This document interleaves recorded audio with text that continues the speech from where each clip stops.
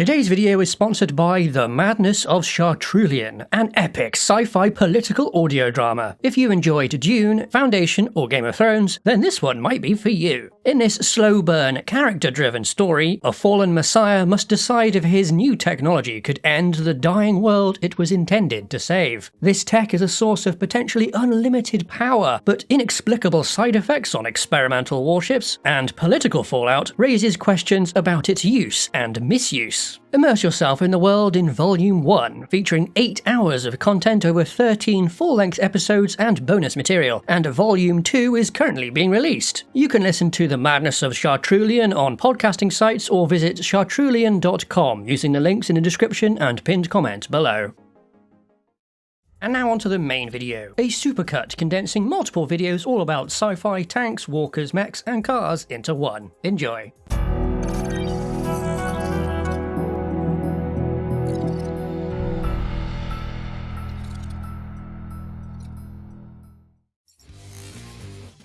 Hello everybody and welcome back to Spacedock. I'm Hovertanks and today we're taking a look at sci-fi tanks and all the oddities that show up so very often on them. There's a whole raft of similar design features that crop up on fictional tank designs that don't necessarily make a ton of sense, but hey, they look cool, so why not? The first of these is having multiple main guns, typically 2 big cannons side by side, though sometimes they can also be stacked on top of each other. It's like dual wielding in action movies. If one gun is good, then 2 guns are better, right? Higher rate of fire, hitting more targets, what's not to love? Though, why not just use an autoloader if you want high rate of fire? Naval guns that big can fire that fast, with future tech that could easily apply to a tank as well. Maybe there's some other justification for having 2 guns though, like the Grizzly from Halo Wars, which had them in order to take down Covenant shields and then whatever was behind them in a 1-2 punch. So why are 2 guns bad? Mainly because of how much space they take up inside a turret. A tank gun isn't just this bit on the outside, it's also the breech on the inside and whatever loading system it needs to keep it fed, be it a person or machine. And 2 guns would need twice as many loading systems, reducing room that could be used to carry ammunition. Now, there have been some real designs made with multiple main weapons, but these were either super experimental dead ends, or use autocannons, which are far smaller and often tend to be on units that aren't designed for the front line. Another issue with 2 main guns is that, if they're side by side, they would induce a rotational motion on the turret whenever they fired, which is another big issue with many sci-fi tank designs: offset guns. Yes, it makes a tank look different and unique, but there's a reason big cannons are mounted on the centerline. It would damage or destroy the turret drive when it fired.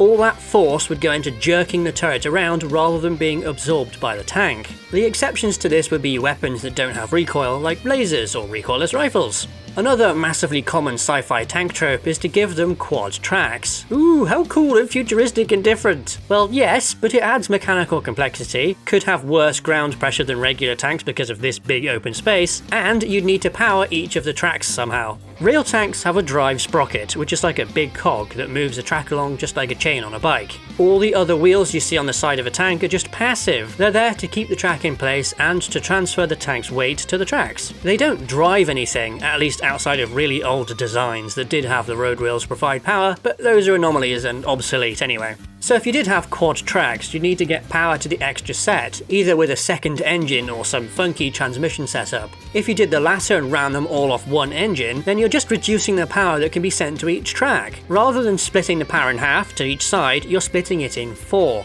Going with having 2 engines to maintain power parity with a normal tank means you need to put that extra engine somewhere, making the whole tank bigger. And that is another really common thing for fictional tanks, being way too big. There's definitely a lot of crossover with our recent oversized spacecraft video here. If your vehicle is bigger, you're easier to spot and easier to shoot. And all that is even more important for a tank because there's actual cover on the ground to hide behind. Oh, and I don't mean the really big land ships that also show up here and there, I mean the Banestorm Doomhammer Swordblade type stuff. There's also the issue of being too big to move around effectively because bridges have weight limits and roads may only be of a certain width. Even when transported between locations, being too big is going to be a detriment, as bigger tanks need bigger transports, which could also just transport more smaller tanks, which may end up being more effective. This is why the US didn't really make heavy tanks in World War II, as M4s were super effective as is, so may as well just make and ship more of those. Oversized tanks also often end up with odd issues with being absurdly spacious on the inside, though it's a bit of a chicken and the egg situation.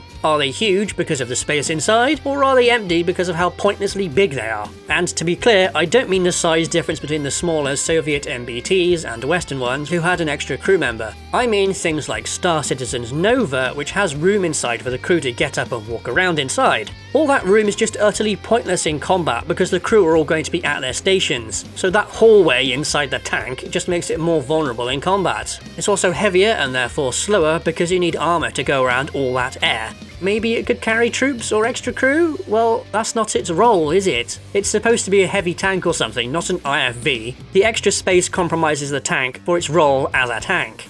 But the Merkava! No! That space in the back of the Merkava is ammo storage with a door for rapid restocking that could be used to carry people in an emergency. It's just a quirk of the vehicle's unique, for an MBT, front-engined design. Either way, it's a lot smaller in there than the cavernous space in the Nova. While on the subject of a tank's role, the weapons put on fictional ones are also often a bit out of whack with what they're intended to do. Either they're too small or, more often, way too big. The former is whatever. The smaller gun is less capable, but you get more ammo for it. But a bigger gun has the opposite problem. The larger the ammo is, the less you can take, so you need to balance things between capability and endurance. Energy weapons just switch to needing the power plant to run them, so they still aren't perfect. What also happens a lot is just slapping on all sorts of weapon systems all over the place, irrespective of if they'd even be useful, and increasing the logistics footprint of the vehicle to keep it stocked of ammo. 40k is really guilty of this, especially with all the sponsons, hull-mounted weapons, and random mini-launchers all over the place. There's the machine spirit on some vehicles, but who's aiming and loading all these guns?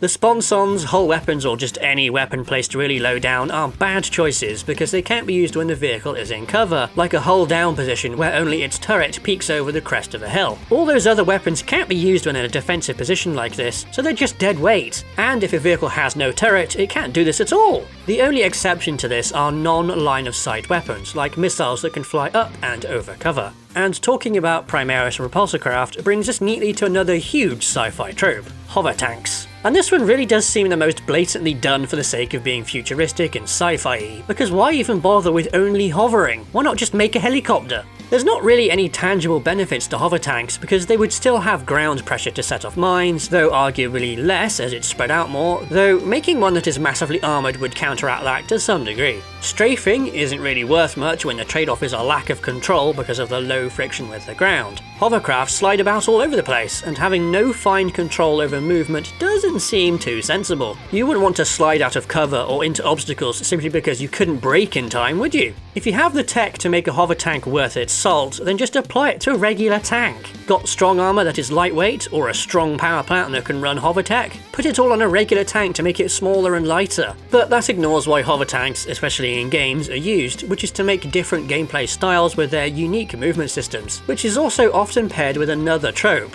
locking weapons so they can only fire forwards. This is dangerous because forcing the entire tank to turn to engage a target causes it to expose its more vulnerable sides or rear. It's also hugely wasteful in energy terms as it takes a lot more effort to rotate the whole thing rather than just its turret. Yes, this has been done in real life with the STRV-103, but Sweden used that in conjunction with normal tanks, and I don't think the S-tank ever saw combat. And guess what? They stopped using them and no one has tried it since. Oh, and casemate tank destroyers in World War II don't count, because while they may have been turretless, their guns could still move around a bit to aim. Speaking of World War II, using inspiration from that, or even World War I, happens way too much as well. Either using types of ammo from it that ends up being outdated in a setting, or types of armor or track layouts that just don't make a lot of sense. Mostly this is a style thing, like in 40k where those things are deliberate choices. It's part of the setting which inherently has a ton of tropes and inspiration from the World Wars. While I was ragging on Warhammer a bit before, it does get a bit of a pass for this reason, and for just generally being bonkers. But 40k isn't the only thing that does this, like the open-topped mass driver on the ATTE. Give that poor clone a remote weapon station, stick him inside the hull like the other gunner.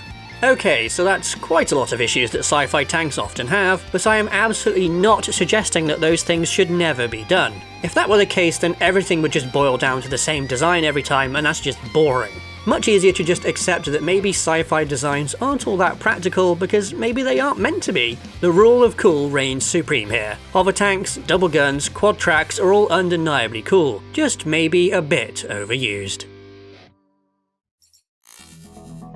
Hello everybody and welcome back to Spacedock. I'm Hovertanks and today we have my top 10 armoured vehicles. It will include tanks, but there's other things in here that have other roles, like APCs or reconnaissance. What will not be included are land ships and anything with legs, which I also excluded from last month's sci-fi tanks video. First up in 10th place is the HK tank from the Terminator. It's another one of those briefly seen things from the future, and what an imposing sight they were. Huge tracks, massive torso type thing, and bright spotlights glaring out at the ruins around them, searching for targets. In terms of practicality, they're probably actually pretty good considering what they're meant to be fighting against, as they're pure anti-infantry units with a terrifying battlefield presence. A great vehicle just like the HK Aerial, and clearly in the same design language as the other Skynet machines. In 9th place is the Lightning from PlanetSide 2. This low profile and speedy tank only had a single seat, so anyone could hop in and be at full effectiveness, unlike the MBTs of each faction. Yes, the Lightning was less capable than one of those big tanks, but they aren't as expensive to spawn, so it was easy to help contribute to an armor push. They also got the Skyguard, a dedicated anti-air gun to help dissuade aircraft from messing with your friendlies, and I spent a lot of time in one of those blasting away at all those annoying things buzzing around. Problem is, it was hard to ever actually kill any of them because it's so easy for aircraft to just leave. Thinking about it, this is probably where my dislike of close air support in War Thunder really started. In 8th place is the first of 2 EDF tanks from Red Faction Guerrilla. The Earth Defense Force has a number of very nice craft, and the game in general just has a really appealing art style for its vehicles, be they military or civilian. In particular though, I really like the missile launcher variant of the main battle tank. Those big triangular prism launchers with the petal-like doors that open up and just absolutely spam out missiles all over the place, utterly devastating everything it sees in an endless stream of explosions. It's got that winning combo of looking cool and being awesomely fun to play. 7th place goes to another EDF vehicle that I adore, but for completely different reasons. The APC is an absolute monster of a wheeled vehicle, a hulking beast that looks incredible thanks to its huge wheels with a cool triangular tread, and the general shape of it is just awesome. It's verging on brick, but not quite, and is similar in style to the modern wheeled APCs like the Boxer, Itan or Amphibious combat vehicle, but just sci-fi'd up. Compared to the missile tank, it may seem like it's fairly limited in functionality with only a little turret, but its sheer mass makes it very useful when dealing with destructible buildings through just ploughing into or straight through them. A brilliantly fun vehicle, and you get the chance to use them way more in the game. In 6th place is the Tumbler from the Nolan Batman movies. This was a fantastic new look at the Batmobile that took it from being a fairly goofy sort of thing into a serious vehicle, based on a fictional prototype military concept for making bridges. A completely bonkers idea, but damn if the Tumbler isn't awesome. It hits all those Batmobile notes that you just can't help but love, even simple things like the huge tyres. It's got all those extra bits on its tool belt like a James Bond car, the gadgets like radar and deployables, the ability to shift to different modes like stealth or to fire the weapons. But it's got that air about it, that seriousness that makes you want to believe it could be real, much like the Nolan Batman films themselves. And of course it has the Batpod, which is just a completely insane addition for a military vehicle, but man if it wasn't awesome. Starting off the top half of the list in number 5 is Halo's Scorpion. Now, I may not be the biggest Halo fan, but I can't deny the Scorpion is amazing. It is absolutely iconic. It is the quad-track tank. Sure, the tracks may not necessarily make a huge amount of sense, but they do look incredible, and far more so on the Scorpion than on many other sci-fi tanks that just kind of look stupid with them. They're just so damn thick, and they look great as they articulate up and down as you traverse terrain, which kind of makes up for not being able to see the suspension working on the road wheels. Overall, it's low down, wide, and fun as hell to play with, taking on anything that the games can throw at you, and it totally earned its name with the uncrewed gun turret. In 4th place is a tank from Warhammer 40k, which has a lot of vehicles, and the vast majority of them are a little goofy and over the top. That's absolutely fine, as that's entirely what they're supposed to be, but there is one exception. One singular vehicle that I love because it goes above and beyond, managing to nail the line between being cool and referencing World War II designs, whilst also possibly being the most sensible thing in the entire setting. That is the Vindicator, a siege tank built on the Rhino chassis but armed with a massive demolisher cannon, protected behind a gigantic dozer blade. This thing has one purpose: obliterating buildings, be they in the way of an advance or some form of fortification, and is clearly based on the Sturm Tiger and its massive 38cm rocket mortar. This role is still important today, though done with different vehicles. In the anachronistic world of 40k though, the Vindicator makes perfect sense. I dread the day Games Workshop comes up with a repulsor version of it armed with far too many superfluous weapons, keeping the dozer blade on a craft that can practically fly, and some poor dude permanently welded into his gunner position sticking out of the bottom or something. In 3rd place is one of the very rare tanks in Star Wars that actually looks like a tank, the Trade Federation's AAT. That doesn't mean to say it's not Star Warsy, it's definitely got a unique flair to it with its general shape, especially the big semicircular nose with its missile launcher things in it, as unnecessary as they feel. It's just packing too many weapons into something that already has a capable weapon on it, but hey, it makes it feel special. Though it is peculiar that it's a regular ass tank that needs a crew, in use by the Trade Federation that clearly can have droid vehicles. One of the big flaws the AAT was supposed to have was the stupidity of its battle droid controllers, so why not just skip a step and make the tank an actual droid that isn't an idiot? It doesn't stop it being great though. I think in the original Battlefront game on the Mos Eisley map, if the Trade Federation captured the big hangar, they could get an AAT to spawn. This gave them a huge advantage over the more open part of the map, but thanks to it being able to hover, you could do a bit of tank parkour and get it into the infantry only part of the map as well. I had great fun blowing stuff up with the AAT in that game.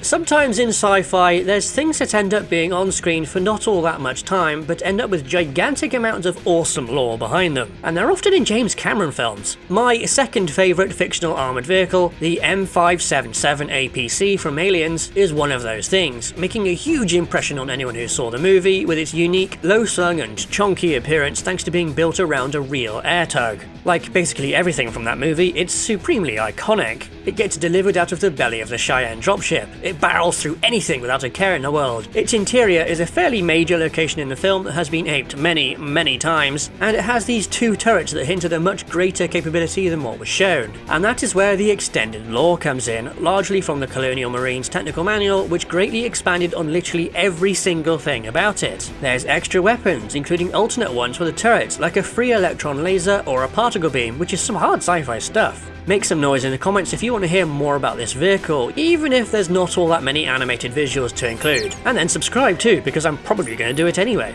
Now, I have a whole bunch of honourable mentions to get through, in no particular order, starting with some more things from 40k like the Land Raider and the Tal Devilfish and Hammerhead, whose railgun turret looks a lot like the one from the tank in Tron. Star Wars also has way more cool vehicles, but the standout ones for me are the TX-130 for many of the same reasons as the AAT, and the MTT because it's huge and elaborate and mad. Some unconventional ones you probably won't expect now, like the Spectrum Pursuit vehicle from Captain Scarlet with its backwards-facing driver's seat, and the Rhino 440 tank from the Machine War in Timesplitters. To round things out, we have the Prism and Mirage tanks from Red Alert 2, Shagohod from Metal Gear Solid 3 for being utterly unique, and the various War Thunder April Fool's event vehicles, particularly the Dotter with its pair of enormous proximity fuse guns.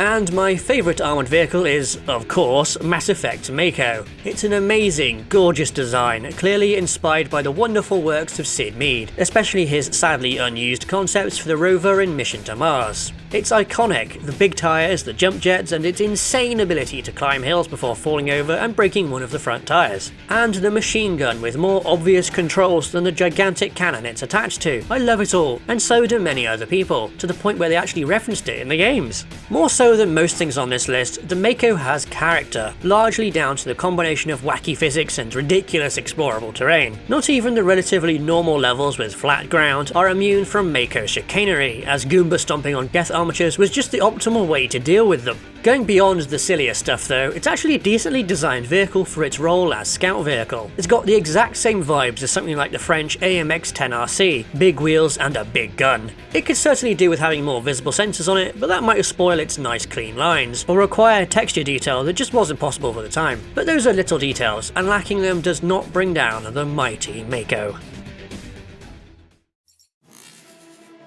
Hello everybody and welcome back to Spacedock. I'm Hovertanks and today I'm going to cover my top 10 walkers, which is an odd thing to define because there's so much crossover with mechs, but I think I sort of figured it out, mostly. Starting off at number 10 is the AT-ST, which, well, it's an okay design. I enjoy its very utilitarian feeling as well as the ability to swap the side weapons in and out. The problem is that it was never really shown as anything other than a bit of a joke, as cannon fodder for trees to smash up. It wasn't until its incredible appearance in the first season of The Mandalorian that it really became an awesome vehicle.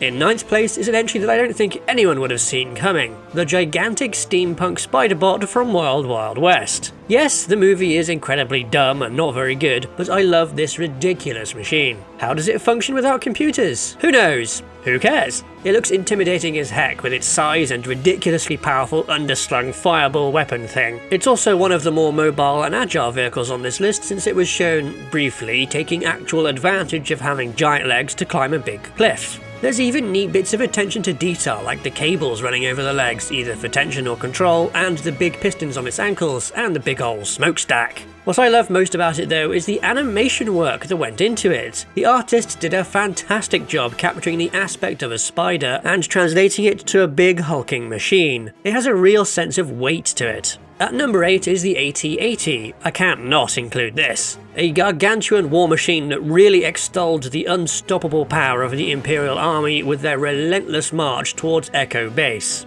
Sure, some of them were taken down, but as a whole they just kept on going, stomping through the rebel defences and winning the day for the Empire. I like tanks, so of course I would like the slab of metal that is the AT-80, though I've never understood it being used as a transport. I mean, how? Okay, jet troopers, sure, they can get down from this and would look awesome doing so, but everyone else? I guess they could fast rope like out of a helicopter or something. I also love how there's many variants of the design, like the early version seen in Rebels. I'm not terribly fond of the pointless upscaling that happens to many of them though, like with the cargo version in Rogue One, which stopped being a variant of the AT-80 because of that. The First Order one remained an evolution of the design, but not a good one. 7th place goes to the all-terrain experimental transport from the Clone Wars game I had the PS2 version of. Look, I know it wasn't a great game, but I had fun with it. I was a kid, okay? It had this thing in it, an Advanced Republic prototype that led to the Imperial Chicken Walker, and it just looks awesome with its LAAT styling and big mortars on the top.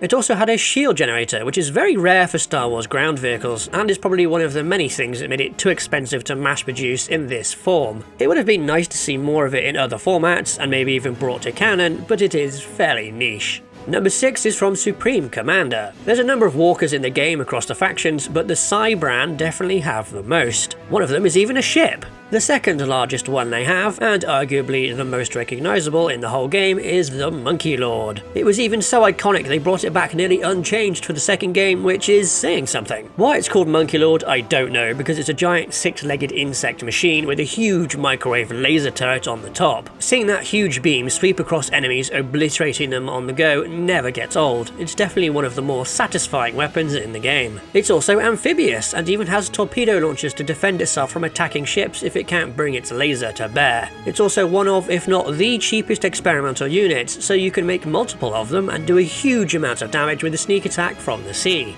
In 5th place are the Tachikomas from Ghost in the Shell. These little guys sort of defy definition, so it's hard to decide what video to put them in. They are robots, but they can also be manually controlled, but they're also fairly small by the standards of this list. But they're spider tank-esque, so they're not really mechs either. So they go here, because I'd never talk about them otherwise. Their best feature is how incredibly mobile they are, thanks to having wheels as feet, letting them zoom around if they need to. But they can also clamber around up walls and over ceilings while making zip lines to swing from just like a spider. Being relatively small means they can fit inside buildings, and they have optical camo so they can hide in unexpected places to collect intelligence or to wait in ambush or whatever really. They're also armed and have a bit of armour so they can engage in combat up to a point.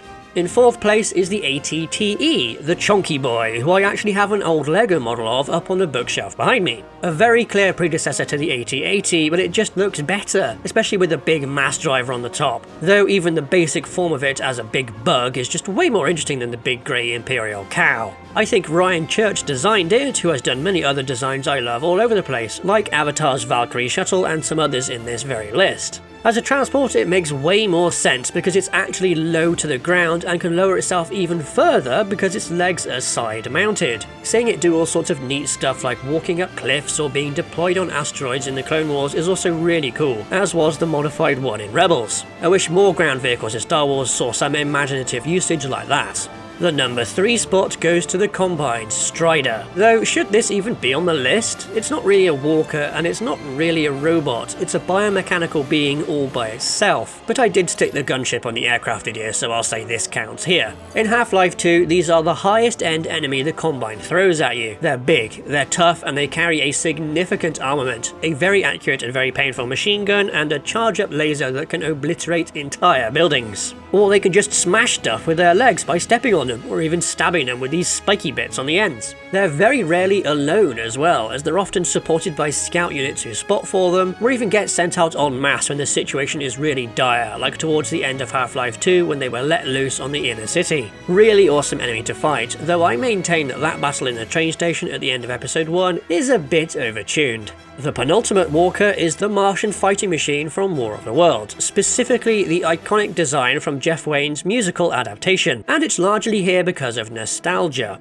I was introduced to the vinyl version of this when I was a kid, and it had this amazing art that absolutely captured my imagination and got me obsessed with War of the Worlds. We obviously can't include any of the music here because copyright, but just trust me, go listen to it. As for the tripods themselves, they are a very pulp sort of style design with those big green bug eyes, but that's what made them so enduring and makes them stand out from the other tripod adaptations over the years. Some very quick honourable mentions before first place, starting with another Star Wars thing, the ATHH, because it's a strand beast. How cool is that? I also like Wolfenstein's London Monitor, the Spider Tank from Ghost in a Shell, the Dark Terraformer from Jak 3, and Mass Effect's Geth Armatures and Reaper Destroyer.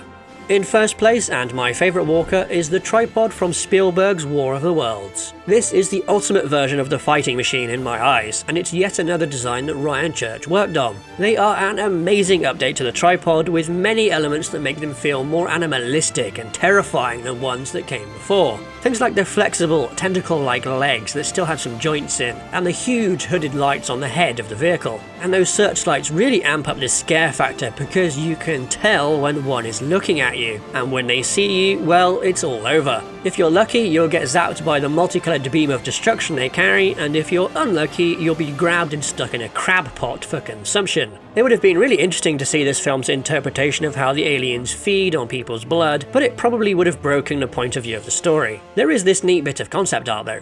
The only thing I don't like about them is being hidden underground in some sort of giant screw-open vault. It's a neat idea, but it feels like one of them would have been found, and also forgets that the ground does actually change over time. Their best feature though is the thing I haven't mentioned yet, the horn.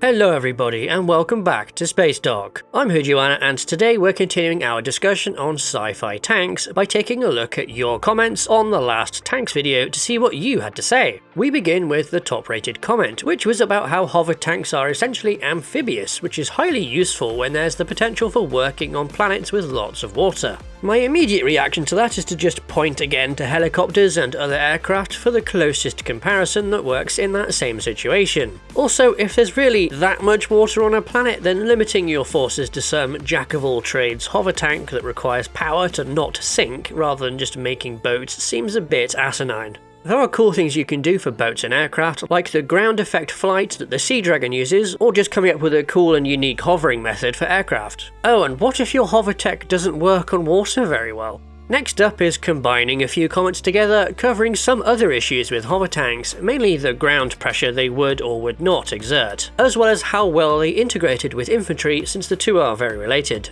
Firstly, there's the fairly big concern about how dangerous a hovertank is to friendly infantry near them, which does also apply to real-world tracked vehicles to some extent. There's the obvious danger of being run over, but the overpressure wave from large guns firing can cause significant injury if you're too close to them. That said, dismounted infantry do still work in close proximity to armoured vehicles, including directly using them as cover. Many armoured vehicles even include infantry telephones on their rear to facilitate communication between those outside and inside. The most modern armoured vehicles are even starting to include small cameras around the vehicle to assist the driver with spatial awareness, with one example being the M10 Booker here, which is especially important as it's an infantry support vehicle. Hovertanks can't really do any of that, depending on how high off the ground they float. Even if they're low enough, the tech that allows them to float, and whatever engines move them around, may be hazardous to nearby people. That is highly dependent on setting though, and as we can see here, even a giant MTT can't squish Jar Jar and Qui-Gon.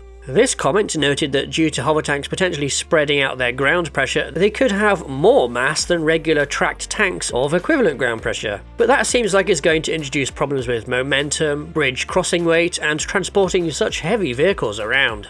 Another one of the top comments brought up how sci-fi tanks are rarely shown with upgrades that were added to them over years, instead opting for a factory-fresh approach. This is a very good thing to bring up, because tank designs and their requirements can change during the vehicle's lifespan, and it's cheaper to update existing vehicles rather than replace them and their factory tooling. This can apply to the main features of a tank, such as the weapons, armour and engine, which are all common features to be upgraded in real life, but also on the extras like active protection or remote weapon stations. These upgrades all add weight to a vehicle that it may not have had the headroom for, leading to the need for a big ol' rework of the vehicle to integrate the new tech properly. For example, that remote weapon system may need its own new computer if added to an older tank, along with all the associated wiring and its power supply. A new vehicle built with that addition in mind can save that weight by just having one computer that does it all. These additions are rarely ones that happen organically in sci-fi and are instead things that were there from the start, which is a bit of a world-building oversight, though not a terribly important one.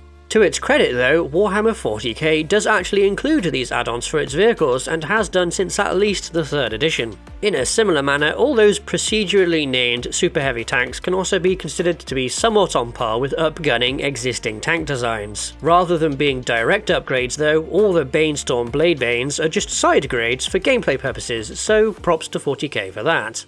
Sticking with big tanks, this commenter posits that the extra room seen inside many sci-fi tanks may very well be a good thing. It's a deliberate trade-off made to increase crew comfort in a space they may be stuck in for extended periods in an environment they may not be able to go outside. A counter-argument to this idea is that hostile exterior environments are already a design consideration for tanks in the form of chemical, biological, radiological and nuclear defense, or CBRN protection. This came to prominence during the Cold War when armored vehicles were designed to be used in places that were impacted by nuclear fallout or chemical weapons. Relevant design considerations here included the crew wearing CBRN suits and sealing the vehicles and running a filtered ventilation system. In fact, sealing like this can be so good that with minor preparation, many tanks can even ford rivers whilst completely submerged. Some vehicles, particularly British ones like this Challenger 1 prototype the Chieftain is giving a tour of, also provided the crew with methods to prepare hot food and to expel waste from the interior without exposing the crew.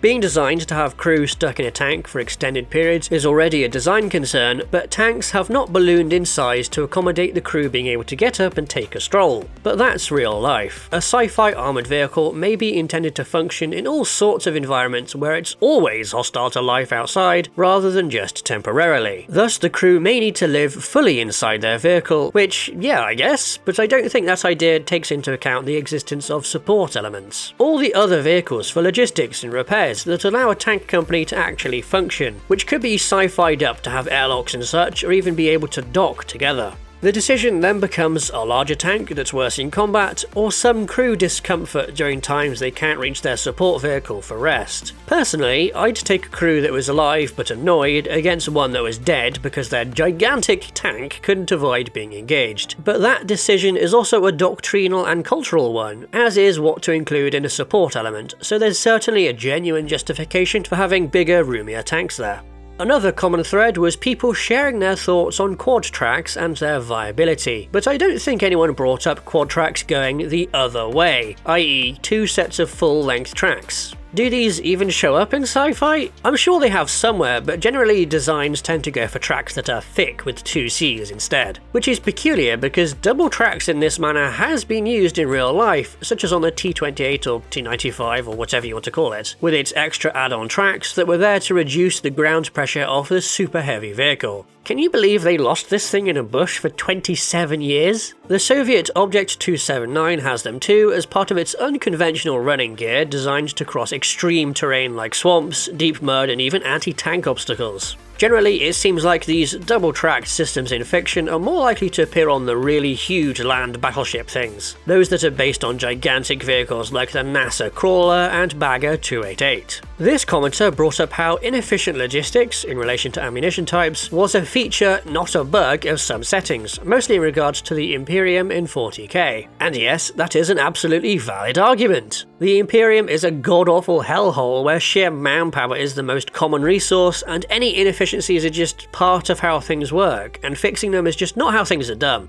The last thing I want to talk about today wasn't really a comment, but it's worth discussing anyway. The absolutely terrible sensors and fire control systems often seen on sci-fi armoured vehicles, especially playable ones in games. Fire control systems have been capable of tracking moving targets and accounting for lead and range for decades, and this is one of the directions for tank development that's become even more important in recent years.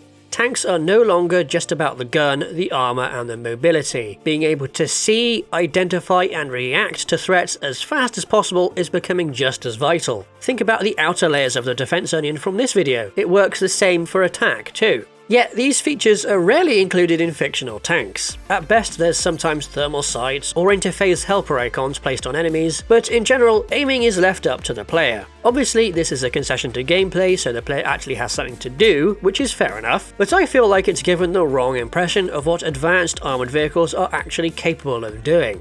So that's some more pros and cons on various tanky things thanks to you all in the comments. But it's good to remember that these practical considerations may not matter all that much, depending on the setting and what the media is trying to do. But like many of the other realistic things we cover, these concepts may inspire cool new ideas for your own creations. Hello everybody and welcome back to Spacedock. I'm Hovertanks and this week I finally got around to watching the Creator, which has these vehicles with Batman Tumbler-esque suspension systems with the wheels on the inside. They look pretty cool and got me thinking about all the weird and wonderful ways that sci-fi tends to spice up the humble car. We're going to start out nice and simple and grounded with airless tyres, a perennial feature of near-future sci-fi wheels and, well, near-future reality. They replace the cushioning effect of air with special shaping or different materials or use flexible spokes to get a similar effect. In terms of practicality, they have their upsides, but a big one for sci-fi specifically is that they're usable in vacuum, or really anywhere. There's a double upside for vacuum use, as they can take more punishment than a puncturable tyre before needing to be changed, the process of which is going to be a bit more involved on a lunar surface than, say, the side of the road in some light drizzle. In fact, there's already been airless wheels up on the moon, though the Apollo rovers used a squishy metal mesh over a stronger internal frame to replicate a sort of tyre that was low weight, strong and flexible. Iterations of this sort of wheel have been made, focusing on improved elasticity, better materials and for use with heavier loads. These wheels are important for potential future rovers because solid ones, like those in use on Curiosity, are susceptible to damage, even with how slowly those rovers drive. I'd be interested to see more of these mesh wheels in sci-fi because they show up so very rarely, probably because they feel dated. That didn't stop Ad Astra though. They thought it was a smart idea to copy lunar rovers from the 70s for a setting in the 22nd century. Speaking of aging designs, look at all these older sci-fi cars. How odd do they look? The cars in the original Total Recall and Robocop and such look downright tacky by today's standards, though at least with Total Recall, those cars were meant to look tacky. They were cheap and cheerful things even then. It's just fun to peer into the time capsule that sci-fi is to see the ideas of the future but represented in the design language of the time. Things like covered wheel wells, which have been a real life thing now and then, or the ubiquitous self-driving pod cars that show up in sci-fi and real life. Similarly, there are things like asymmetry, which many cars in Cyberpunk 2077 exhibit some amount of, as are vehicles with greebly bits which aren't really a thing outside of off-roading because of aerodynamics. The exception is modified road-legal cars with self-driving equipment slapped onto the outside of them like LiDAR and camera rigs and such. Just like how sci-fi tanks often have wide tracks, sci-fi cars often have wide wheels. These are slightly less egregious than the tracks at least, since wide wheels are useful for getting power to the ground, since a bigger contact patch means more friction. They also improve braking for the same reason and are more stable, but bigger wheels require more oomph to get them going, so there's an efficiency trade-off. However, sci-fi wheels tend to verge on the flashy side rather than the sensible one because it just looks cool. Not all super big wheels are complete nonsense though. Red Faction Guerrilla is a good example because many of those vehicles are also off-roaders, where big wheels are far more useful. There's also an extra level of usefulness for big wheels here on Mars thanks to the low gravity, which makes it harder to get traction. This truck I want to call out specifically because it has extra wide, almost tube-like wheels, which seem like they're based on rollergons. These huge, low-pressure balloon tyres are designed for exceptionally soft terrain like snow, sand and mud, but their massive contact area with the ground also makes them perfect for increasing friction in low-gravity environments like Mars or the Moon. In a similar vibe are spherical wheels, which can allow for maneuvers that normal wheels cannot. They allow the vehicle to crab sideways, drive at angles, or to rotate on the spot. Sounds great, right? Well, it's not like this is something normal wheels can't do. The trade-off for ball wheels, beyond the engineering challenge of controlling something that has no physical connection, is just how gigantic spherical wheels have to be. All that extra mass on each wheel in exchange for lower contact area on the ground, or the ability to do things normal wheels can also do? They do look awesome though.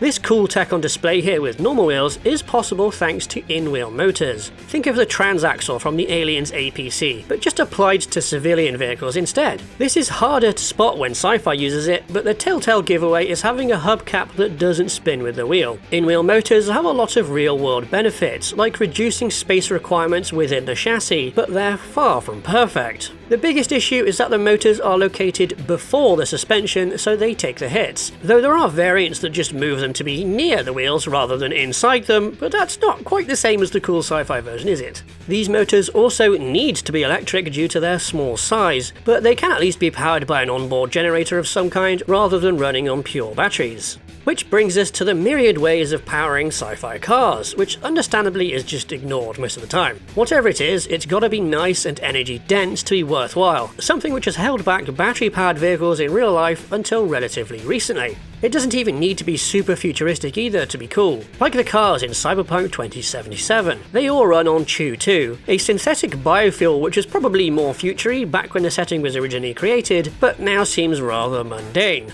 It's not all bog-standard energy sources in sci-fi though. Now and then we get a fun joke about them running on garbage in a fusion blender, or they're atomic-powered and nonsensically explode like a nuke. So while we don't always know what things are fueled on, sometimes it can be inferred from the design of the vehicles, or some other feature of the setting. Like in Looper, most cars are old fossil fuel vehicles, but they've been modified to have pipes going from the exhaust to the fuel cap, and some have solar panels on. It's just a little touch to show there was some development that was backwards compatible with older cars, but not in a tidy way. Adds a lot to the world. Back to cars in general though, and the other big option is doing away with wheels for motion entirely and using hover tech, which has all the same issues it would have on a sci-fi tank, which we already discussed in these videos here. Things like sliding around due to lack of friction, or using huge amounts of power when stationary just to stay aloft, stuff like that. There's no reason to have these downsides when regular wheels are perfectly functional. Want to go sideways? We've already shown that's doable. An interesting variant of the hovering car is one that requires a special road to hover on. These feel way more possible than a vehicle that can hover anywhere, because you can offload a lot of the problems into the permanent infrastructure. You can also do things like have cars stick to these roads, like in Minority Report, or the underslung ones seen in the Total Recall remake.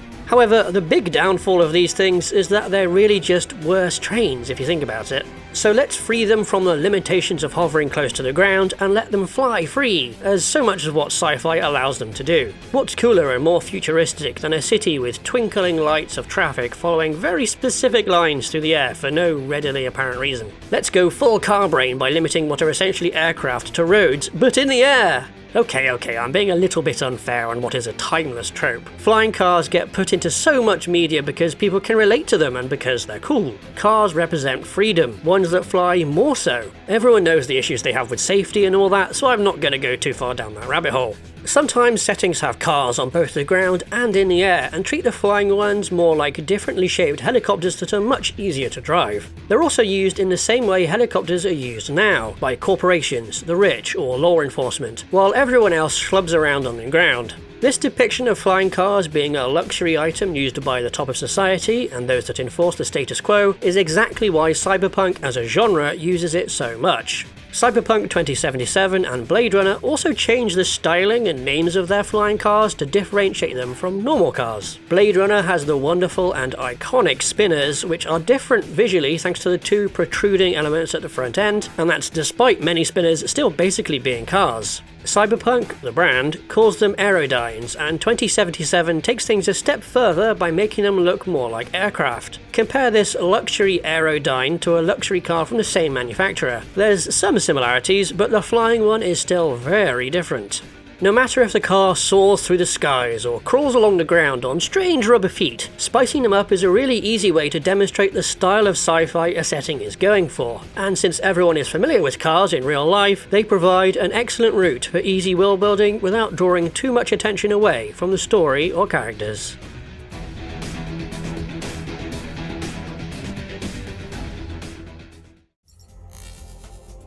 Hello everybody and welcome back to Spacedock. I'm Hovertanks and today I'm re-examining Hovertanks because I may have been a bit unfair to them in the past. First, let's look at a common Hovertank trope, forward-fixed weapons, and specifically one reason you might prefer them over a turret, counter-torque. When you rotate a turret one way, the hull rotates the opposite, wasting rotational energy. That's not a problem on something stuck to the ground, but a hovering thing with a big turret has to consider it. At least there is an easy solution to this minor problem by simply tying the turret rotation mechanism to the movement system so it automatically gets cancelled out. Where this style of vehicle really shows up though is in video games, because including a turret is just too similar to a normal tank. A hover tank can rotate and slip and slide all over the place, moving sideways, at angles, whatever it wants. So what games tend to do is differentiate hover tanks by making the entire vehicle the turret. No counter rotation issues at all, and utilises the vehicle's unique attributes. The downsides are that moving the entire tank to aim requires a lot of energy, and is likely to be slower than an equivalent ground vehicle with a turret just because it has to shift the whole bulk of the tank. This is certainly the case for how slowly the STRV-103 aims, but that was from the early Cold War. A casemate hover tank will aim quicker due to being far more advanced, but it still has to compete with turreted vehicles of the same tech level. Not to mention the other issues with needing to aim the entire vehicle, like obstacles around it and exposing weaker armor profiles. At least the latter one could be just not an issue in a setting due to shields, but turrets are just so absurdly practical. It seems daft to me to try to make up for the weaknesses of a particular weapon layout through endless technological justifications that can just as easily apply to a turret. So use a turret! Just remember to stick it on top of the vehicle so it can aim over things. Even if your hover tank does utilize a forward-face weapon, it doesn't have to be completely fixed in place. It could easily have a bit of traverse or elevation, and adding in a stabilizer to that would be trivial. It doesn't completely match the capabilities of a turret, but it levels the playing field a tiny bit. And the hover system again comes in clutch here because it's always going to be a smoother ride than a physical suspension system, which takes us to the other big positive of hover tanks besides maneuverability: speed. Something not touching the ground is obviously going to be encountering far less friction, which, while yes, that means it has to stop itself sliding around, it also means it's going to be able to move faster. Think of it like boats. A hydrofoil is faster than a normal boat because it touches less water, and a ground effect vehicle is faster still. There is the qualifier that this depends on the engines of the thing, but compared to a normal vehicle, even a high-speed wheeled one, a hover tank is theoretically going to be far faster. Especially over rough terrain, and even more especially over soft terrain, the sort of thing that would bog down anything else. Though I don't see a hover tank being able to overcome extreme terrain, at least not without veering into just fully becoming an aircraft, which would be kind of against the point. High speed makes them well suited to open plains, flat deserts, smooth ice packs, lunar surfaces. Wait a minute. Airless, low gravity environments might be the perfect place for hover tanks. There's no air, so no competing with aircraft. There is orbital support, but that works very differently. Wheels and tracks struggle in low gravity environments because of lower friction. You need huge balloon wheels or massively wide tracks to get any decent traction, but a hover tank already has none of that. In fact, it would be easier for the hover tank as it has to work less hard to hover in low G. The other big issue for vehicles on a small airless body like the moon is the dust. Because there's no wind, water or organic processes to smooth down dust particles, they're all sharp and jaggedy. That makes them particularly abrasive, and they stick to everything due to static electricity. For wheeled vehicles, and particularly tracked ones, this grindy dust is going to cause havoc on mechanical parts. Since hovering vehicles rarely touch the ground, that little problem doesn't affect them. They're not completely immune, but they will churn up way less than what tracks or wheels would. So while yes, hover tanks do have plenty of impracticalities, they certainly have their upsides thanks to their agility and likely high speed, especially in low G environments. But there is a fine line to tread between hover tank and aircraft, and care has to be taken to avoid applying technological advancements to only hover tanks to get them on equal footing with other vehicle types that don't use that tech. But just like mechs, where the same arguments often occur, the rule of cool absolutely takes precedence here. Hover tanks will always be cool, which is justification in and of itself for their existence.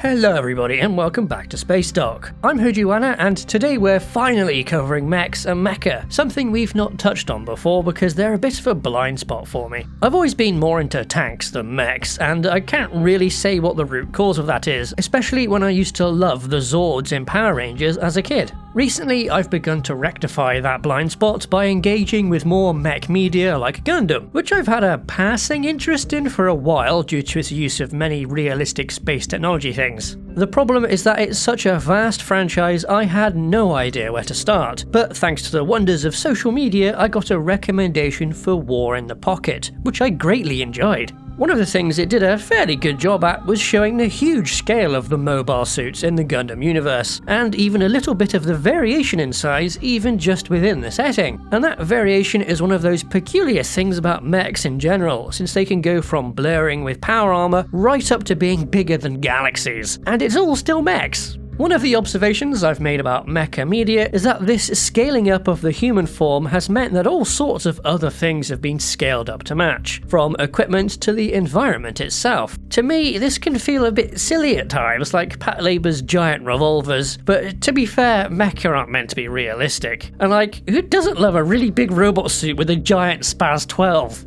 This does lead to a problem I have with mecha in general, which is that they often just end up as stand-ins for people. I get that this is sort of the point, but it just seems unimaginative and tiresome to me when you have a huge machine that's just running around and doing exactly the same things as a person. Why even bother with the size if you're not going to make it feel huge? That's one of the things that Pacific Rim did a really excellent job of, with the Jaegers really feeling just as big as they looked thanks to the way they moved. Gundam contrasts that, since I had no idea mobile suits were that big until I saw War in the Pocket, which put them up against other objects. The lack of scale and being a stand-in for a person are big reasons I've never really been into mechs all that much. It just seems kind of pointless to me if you have something that moves like a person, uses person objects, and exists in a space that makes them look person-sized. They may as well just be a person. Broadly, this isn't really a problem, as it's meant to be the point of them as I understand it, since mecha are sort of meant to be a superhero equivalent. I don't know, I guess I just want them to be doing more than just being mechanical stand-ins. That's why I really liked the Hygog and other amphibious mobile suits in the opening of War in the Pocket. The design considerations made to make them feel like they can withstand great pressures, and the vague streamlining of their forms is really cool. But most of all, I loved the Hygog's strange, bendy, extendable arms and the funky missile pods that Cyclops team used. They build on the human form while doing things that a human can't, like the extendable stabby arm on Patlabor's Type 0. I will say that one huge plus to mecha being person-like is their choreography. It's just so much easier to read and understand the flow of action and the drama in it when it's a humanoid taking something on. It's easy need to be excited by it, and it has the side effect of having mechanical gore to really sell hits and damage. Which brings us to another neat thing about mechs, which is the individual body parts they are made of. A tank is limited because you have the turret, hull and mobility, but with a mech you get all the limbs, plus a torso, head and extras like a backpack, plus whatever equipment it's carrying with the hands, if applicable. These can be damaged or destroyed in a piecemeal fashion that makes the mech feel heroic, something that's more difficult to do with a more normal vehicle. Plus, all these parts give tons of options for mixing and matching and customization, something that mecha games make especially good use of, to the point where it's practically a core feature of any game with mechs in. Something else I've noticed is that there's a general trend to only have the one operator in a mech, and they're typically referred to as a pilot. Which makes sense, it fits the idea of the mech being an extension of a person, letting them get into dramatic duels and stuff. Lots of similarities with fighter plane stories in that regard, reinforced further by the little bits of customization the pilots occasionally do. This isn't always the case, of course, but I just haven't seen enough of mech stories where there's multiple crew per vehicle to talk about it. But I have seen a bunch of different control schemes for them, and it seems like a lot of media doesn't go far enough in showing just how a pilot can move a mech around so well. While skilled operators can do some crazy stuff with heavy machinery, controlling a whole body is a lot more complicated than just one simplified limb. Add on all the extra stuff Mecha can have, like additional weapons, extra limbs, rocket engines and different sensor systems, and I just question how much good you can do with a couple of joysticks. Yeah, you can add on a level of abstraction between the controls and the mech through a walk-by-wire system, but I don't think that's going to be enough. I did enjoy that the first Patlabor movie was explicitly about such a computer system too, and then the second one had the extra detail of the glove control system Noah was trialling, because that's the sort of thing you'd really need to work a mech. A full bodysuit that directly uses human movements in the mech is good, but something like the sort of halfway there system that Avatar, The Matrix and Patlabor have seems like it'd be good enough. Or go with what Armored Core does and have the pilot be plugged right into it like they were just another part of the machine. At least I think that's what happens. I haven't actually played one of those games yet. Mecha don't just run around on the ground though. Some can fly and many others work in space too, which has its own unique set of challenges. But at least something with as much freedom of movement as a human body is fairly good at reorienting themselves in freefall. Just like how cats can spin around to land on their feet in a fall, humans can also just twist their bodies to spin around in zero-G. And Gundam knows this and built it right into the setting with the AMBAC system, which is really cool. This next bit isn't strictly a problem with the mecha themselves, but more the idea that they're somehow really well suited to spaceflight for some reason. AMBAC is great and all, but it's not magic, and it's not enough to make up for the weird changes in centre of mass and thrust that occur with limb-mounted thrusters. But that does look cool, and that's the whole point. If you were going for something realistic, then you wouldn't have huge mecha fighting with lightsabers in space. The last thing to touch on is another general observation about the various roles of mechs in any given setting. They mostly seem to be used for combat, with civilian jobs like construction coming in second place. Patlabor's whole deal with needing mechs to police civilian mechs is very interesting too, I like that. The general justification for the varied roles seems to be taking advantage of the versatility of the human form and just scaling that up. But that ignores that the human form is actually not well suited to specialised tasks. A crane is designed for lifting, so it's going to be superior to a multi-role vehicle that does that job. If a setting has magic mech tech, then just apply that to the specialised vehicles as well. Really, this is just another thing you're not meant to think about too much. It happens because it's cool. Though if a setting tries to over-justify why a mech is used in this fashion, then it invites scrutiny. While I have enjoyed trying out new media, I can't say that it's really changed my preferences. Though I have at least learned that there are weird mechs like the Hygog, and I do quite enjoy those. But I do have a much better understanding of why mechs are so popular now that I didn't have before. The superhero vibes, how personal they can get, and the just plain cool stuff that they can do. I can definitely see the appeal, and now I have a much better appreciation for why mechs are such a beloved part of science fiction. Hello everybody and welcome back to Spacedock. I'm Hovertanks and today we're looking at the most common ways sci-fi ground vehicles get around. Wheels, tracks, hovering and legs, and the pros and cons of each. For example, wheels are more comfortable and fuel efficient than tracks are, but are worse on rough terrain, that sort of thing. Since I just mentioned it, let's start with off-road capability. Clearly, tracks are going to be good at that because that's what they're meant to do due to their large contact area. Wheeled vehicles can absolutely also go off-road, but they're also a lot faster and more efficient on roads, and they may be able to modify their contact area to optimize between the two options with tire pressure systems. For the more sci-fi side of things, hovering obviously can just go completely over rough ground, though how rough depends on how high they can hover. There's also the question of if they can cross water, which depends on the tech of the setting. Walkers and mechs are a similar deal, but they may also concentrate the weight of the vehicle into a smaller area, leading to them possibly sinking into the ground and getting stuck. Plus, they're at risk from trips and falls in a way that other vehicles aren't. Not to say that other vehicles can't fall over. Part of how well a vehicle functions off-road is its suspension system. Legs and tires combine suspension and mobility in the same thing since they flex, but they can also be paired with actual suspension mechanisms to fully absorb shocks and level out a vehicle. Hovering vehicles don't need suspension at all, though it depends how you think of it since the hovering system is the suspension.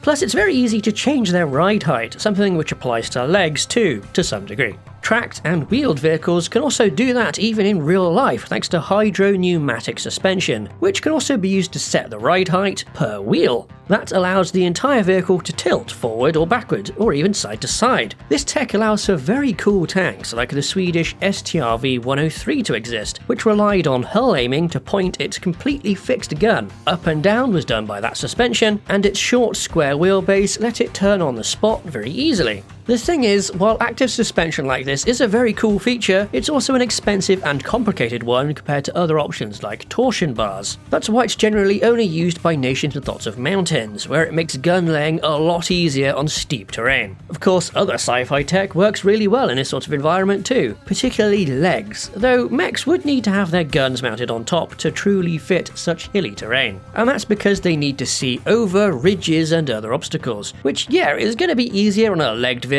since it's probably going to be tall, but then it's also a lot more likely to be seen in other places where there's no convenient tall objects to hide behind. It's also a lot more difficult to go hull down and peek over the crest of a hill on a mech or walker, though it does depend on the terrain. To be fair though, something taller can just sit further back from the hill for example, though that may expose it from other angles. Being exposed is just one of the many vulnerabilities that legs introduce. Getting a mobility kill on a mech or walker might take it completely out of action if it falls over, whereas something using the other mobility options would still be able to shoot, even if they couldn't move. This does depend on how many legs there are on the walking vehicle though. A related issue is what happens when losing power, which is just something that can happen in combat. Maybe the power plant gets hit. Maybe it's been ages since resupply and fuel runs out. Maybe there's an EMP. Maybe it just gets abandoned by the crew. When these occur, the vehicle needs to be recovered, which is easy enough with wheels and tracks since they're on the ground already and can be towed. Recovering a grounded hovering vehicle is a bit more difficult, and legs are the worst of all. Imagine trying to recover a fallen over mobile suit. Another related issue which stems from combat damage is redundancy. With wheels, it is possible to lose some and keep rolling, depending on how many you have. Like it might be hard to keep going if your bike loses a wheel. There's also the potential of run-flat tyres, or even using completely airless designs where punctures can't happen at all, and for all of these, it is fairly easy to swap them out if they're damaged. With tracks, it's a bit harder if some links are broken. A damaged or thrown track brings a tank to a complete halt, requiring a good bit of attention to get it moving again. Though it is possible to do fun temporary things like short tracking. It's a bit difficult to do something like that with legs, though at least with those, if there's lots of them, they're sort of redundant. As for hovering, well, that really depends more on the specifics of the tech. If there's lots of small anti-gravity elements, then it can take a few hits. pivoting back to capabilities now with speed. There's a lot of variation between the methods, but it does depend a lot on the terrain. Hovering goes over the top of it, so it's probably the fastest option, with wheels in second place, at least on hard ground. As for the last two, well, tracked vehicles can go a lot faster than you probably realise, and over rougher ground they can outpace wheels pretty well. Legs can run, but honestly I don't see them outpacing tracks because running would put a lot of stress onto the leg mechanisms. But hey, if you're in magical mech lands, then stuff like that doesn't really matter, especially when you get up to really big legs that can make big steps. But all of that is for straight line speed. Agility and turning is also important here, and I've already talked about how hovering might encounter difficulties with sliding around in previous videos, but at least they can slide sideways and spin around on the spot. Tracks can rotate on the spot too, something which most wheeled vehicles can't. Off the top of my head, it's only really the AMX 10RC that can due to its relatively short wheelbase, but at least it shows that it's possible. Plus, with things like Omni wheels or ones on special pivots or that are ball-shaped, wheels can potentially reach similar agility as hovering vehicles.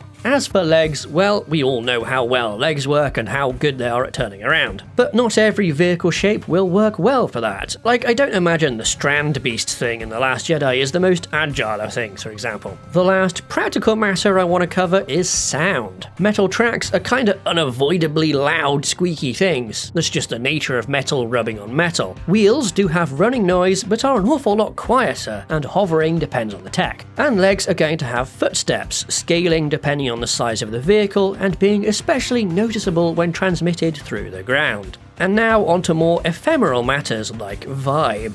All four can make for fine choices in fiction, but legs and hovering say something about the setting and the feeling it's going for that tracks and wheels don't. But sometimes the difference can be misused, like in Warhammer 40k with the Primaris Repulsor and Impulsor, which I don't think work. Anti-gravity tech used to be this rare and alien thing that was in short supply for the Imperials. Pretty much the only thing that used it was the land speeders, with everything else using tracks, legs, or occasionally wheels. It gave Imperial forces a, forgive the pun, grounded feeling. But now, anti-grav feels like it's kind of everywhere and has lost how different and special it felt, which has also eroded the feel and vibe of the Astartes. But the genie is out of the bottle on this one, so I just have to deal with it, I guess. What do you think about it? Either way, this does make a really great example of how the choice of ground vehicles movement helps with the vibe and feeling of a setting. If something hovers, it automatically feels high-tech and maybe even alien. Legs are sort of similar given we have basically no real-life walking vehicles. It's limited to like extremely niche logging equipment, so seeing a walking tank naturally lends a sense of unreality to a setting. Tracks and wheels are very much all over the place in real life, and so seeing them in fiction feels closer to reality. All this makes for a decent rule of thumb, but like anything, there are of course exceptions. That means any of these can work just fine in fiction. Yeah, maybe there are story needs or a desire for a setting to feel a certain way, or perhaps a set piece hinges on using a particular method, but any of these options can make for an iconic vehicle. Breaking out the mechs to survive underground in the recent Helldivers 2 update got me thinking about the idea of infantry support vehicles. It's a very specific niche that has a lot of crossover with other stuff, so it often gets overlooked in fiction. But it does get filled on the ground, in the air, and even way up in space, if you want to stretch the meaning far enough. From hogs to hogs, this is what today's video will be looking at.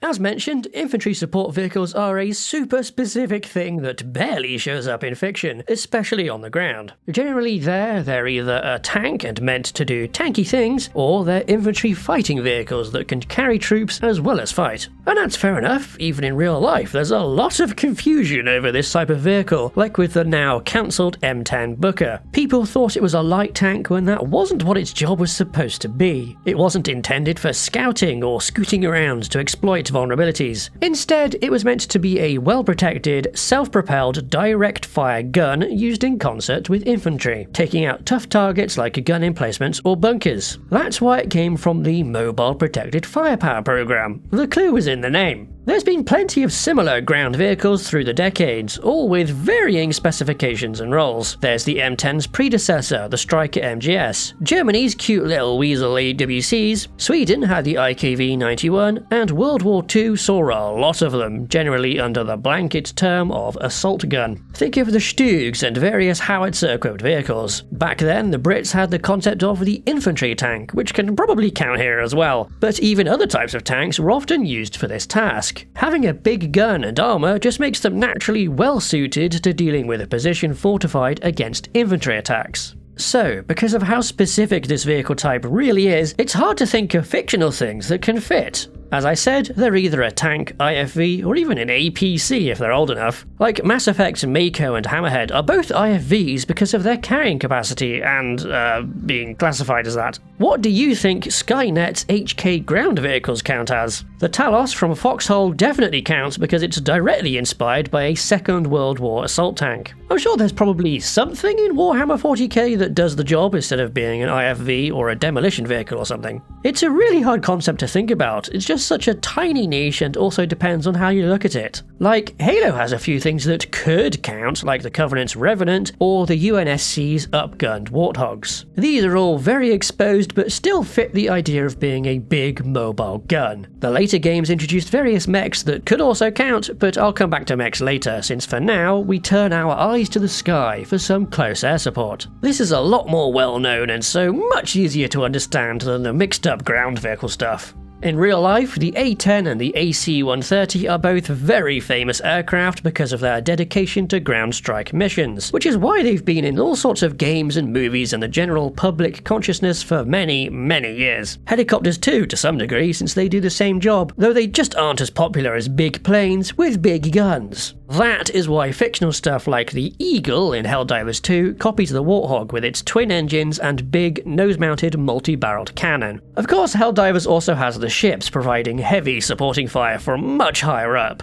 This has its similarities to the AC-130, especially with the variety of weapons the Super Destroyer carries. The weapons on these ships are also all mounted to the underside of the craft, showing their clear focus on providing fire in that direction only, rather than being designed for ship-to-ship combat. That, plus waiting for targeting orders from Helldivers on the surface, shows these craft can definitely be thought of as being intended for infantry support. But I also feel like they're somewhat analogous to the idea of ocean-going ships doing shore bombardment. This is the reason the US reactivated its battleships during the Cold War, despite their obsolescence in the face of ever-improving torpedoes and anti-ship missiles. These ships just had something unique in that they could send an insane amount of explosives downrange at a decently low cost per shot when compared to missiles. Yeah, they were limited to targets within about 30 kilometers, and yeah, the idea of cost per shot ignores how many crew a battleship needs, but big guns! Technology marches ever onwards though, and now these behemoths are sat around as museums, with fewer, smaller guns on smaller ships firing much more accurate rounds taking over their job, alongside other options like longer-range missiles and aircraft. This task was actually what the US was doing all that research into railguns for, since a higher velocity projectile has a longer range. In Helldivers, it's a bit different because the range of all the ship's weapons is the same, leaving the rail cannon there as a weapon to devastate a single target. Super Destroyers and Eagles aren't the only things providing fire support for Helldivers though, since there's also the massive Democratic Space Station. Yeah, it's got carrier bays and provides other bonuses, but it also has its own guns to contribute to barraging the surface. In fact, the original version of its high-caliber explosive barrage was completely uncontrolled, indiscriminately striking anything on the ground. It took out as many Helldivers as it did bugs and bots. Not very supportive really, which was why it was changed. Now we get back to the mechs. The recent update for the game added caves that really highlighted the potential for the mechs to play into this role of infantry support. Since the caves prevent you from calling in all that other fire support we've just talked about, you have to instead make do with what you can carry, and the mechs can carry a lot of firepower. I find the quad autocannon one to be especially useful because its explosive rounds force the burrowing bugs up out of the ground and can deal with nests as well. Speaking more broadly about mechs, and the smaller ones, walkers, and even power armor can all slot pretty well into the infantry support role. It does depend on the capabilities of the thing though, as well as its armament. Like the power armor in Crisis is more its own thing, for example, but an Astartes Dreadnought is absolutely right there as an assault gun sort of thing. It's clearly not a tank, but it can still bring the hurt to targets that infantry might be struggling with. But I will say that, just like tanks, mechs and walkers can still fall into the same confusion over what an infantry support vehicle even does. Maybe they're also used as scouts, maybe they're the mainline armoured vehicle, maybe they're tank hunters. Take the AT-ST for example. We know it's a scout vehicle from its name, but it's more often been shown supporting infantry. What would something smaller like a Tachikoma count as? Yeah, their armament is pretty light, but so is the Weasels, and the Tachikomas are part of a Black Ops unit rather than a frontline one. Maybe the power armor from the same show that's more heavily armed and armored would fit in better on the front line. For mechs overall, it's a bit hard to try to place them into a support role because, more often than not, they're depicted as being their own special thing. Can you think of some more that might fit into the infantry support role? Maybe the Atlas from Mass Effect 3. As we can see, this type of vehicle does exist, but because it's a role that can be performed by so many other, more generalist vehicles, it's not surprising that we don't see many of them in real life or fiction. So is this really a niche that needs filling, or is the concept just too specialised? We saw a lot of confusion over it with the M10 Mecha, and trying to get across the same idea in fiction is just going to hit the same problems, unless you do something like a mech that's clearly very different to a tank. So I don't really know what my conclusion is on these vehicles. The idea of them fascinates me because I do see the point in them, but also it's a job that can be so easily done by so many other things.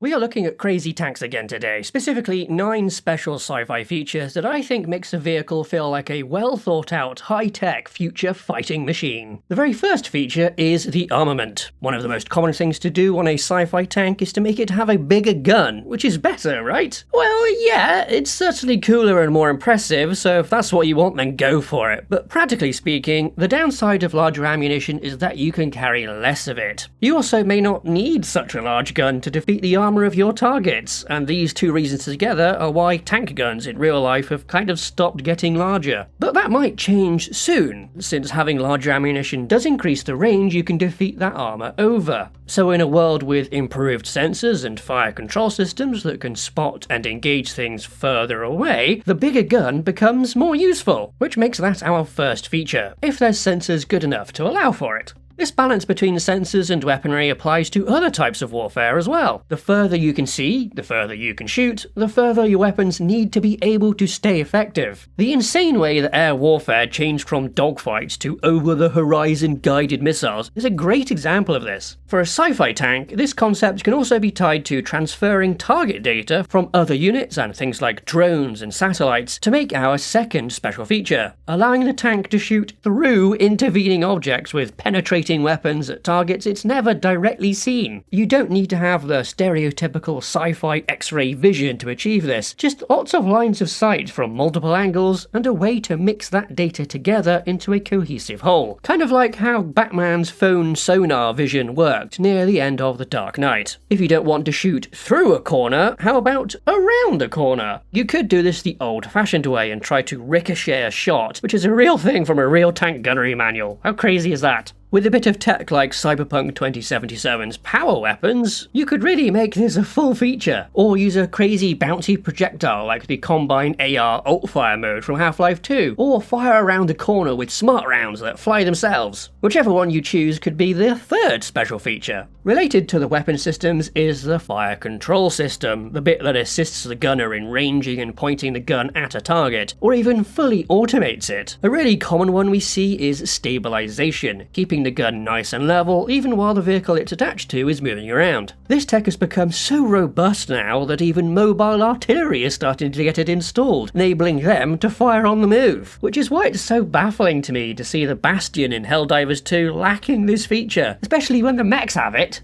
Other fire control systems that get left out even more commonly are range finding and being able to automatically track and lead a moving target. To be fair though, there is a good reason for this in video games, since those tasks get left up to the player to make hitting shots fun and engaging, but I think it's possible to have using and mastering the fire control system be the gameplay too, though this is far more niche. Going back to future tanks, these fire control systems are probably going to get so advanced the crew is just going to be tapping things on a screen that the computer has spotted and highlighted already for them. So our fourth special feature means the tank is doing all the work, leaving it up to the humans to tell it to fire, or maybe even removing that to speed up the process even more. That is, if you trust a machine enough to be making those decisions. If you do keep your crew, another way to differentiate a future tank is to put them in different places within the vehicle, which is our fifth special feature. The easy one that we're seeing a lot of designs moving towards now is putting them all deep down in the hull, with an uncrewed turret. This keeps the crew best protected and behind cover, though it does require cameras for visibility around the vehicle. A more wacky idea is to flip that and put everyone in the turret, something which was tried on the joint US-German MBT-70 project. Yes, this includes the driver, who was in their own little turret on the turret, which always turned to face forward, making sure to give the driver motion sickness when the turret was turning. Far less practical, but it is interesting. The sixth special feature is more of a whole design element, which is building the vehicle for specific environments. This can be something simple, like making sure a tank for a hot environment has air conditioning, or opting for a lighter vehicle for a heavily forested environment. But did you know there's considerations for altitude as well? Thin air up in the mountains means internal combustion engines need to work so much harder, so this is another place where lighter vehicles are better off. And for any engine that uses air cooling, they're also going to run a lot hotter because there's less air to transfer waste heat to. This line of thinking really expands when you get into crazy sci-fi stuff, because now there's all sorts of different atmospheres on different planets to think about. Somewhere may not have any oxygen in the air, or have no air at all, so running internal combustion means bringing along your own oxygen, or opting for a different power source entirely. Maybe you want to run on fuel cells, or crazy batteries, or micro fusion generators, whatever you want. And any of these things could also have their own pros and cons, making one better for environment X and another better for environment Y. I find this far more interesting than just doing a magical power plant that works anywhere, but I can see how this level of detail is a bit much. Making a cool tank model to drive around in a video game or for a movie doesn't need to go down to that level at all, but for any follow-up lore document, it's a cool detail to consider, just like what happened with the APC from Aliens. A related sci-fi environmental factor, and our penultimate special feature, is designing around differing levels of gravity. A strong gravity world is going to put far more stress on the components that move a ground vehicle around. Even the turret is going to be under more stress, since that too is a moving part. It seems likely that more lightly built vehicles would be more appropriate for such a planet, which also applies to what your enemy is fielding. And that means the weapons you put on the tank can also be lighter, since they need less punch. Even the viability of specific weapon types depends on the level of gravity, at least if it's firing a projectile that has mass. If it's on a heavier gravity world, the shot is going to drop faster, reducing its range. But lasers don't care about that, unless you're having a laser tank battle on the event horizon of a black hole. Though frankly, if you're doing that, then you've probably taken gravity into account in the design of your ultra-tech hyper tank. The inverse to all this is lower gravity, but then that has its own downsides, like reduced friction on the ground, meaning acceleration needs to be tuned a bit differently, or having a much larger contact patch from bigger wheels or wider tracks. And it's not like you can always just make a vehicle bigger and heavier here with no bad things happening, since while the weight may be lower when gravity is, mass never changes, and so neither do things like momentum and inertia. And all that means if you still want good protection, you're going to have to start getting into lower mass solutions than just slapping on increasingly thicker armor plate. In real life, this is achieved with different types of armor, going for composite or spaced armor, or even better, active protection systems, which automatically shoot down incoming missiles before they even touch the vehicle. If you really want, you can opt to rely on that instead of armor, and the sci-fi improvement of this is of course an energy shield of some variety. And all of that is our penultimate special feature. Our ninth and final special feature is a method method to never be shot at in the first place. Specifically, this could be stealth features, or just being a bit clever and sneaky, or even, to tie things back together in a big neat package, having great spotting systems and being able to engage a threat before it sees you, even if it's through obstacles or around corners. While these are all features for armoured ground vehicles, many of them are also applicable to other types of craft, and even infantry. Follow these chains of thought and you can really come up with some interesting and fun ideas for your own designs. You can support Spacedock by joining our Patreon, where you can get our frigate, fighter, carrier and battleship design reference books, as well as early access to upcoming videos and wallpapers. Alternatively, become a channel member here on YouTube. To our supporters, thank you.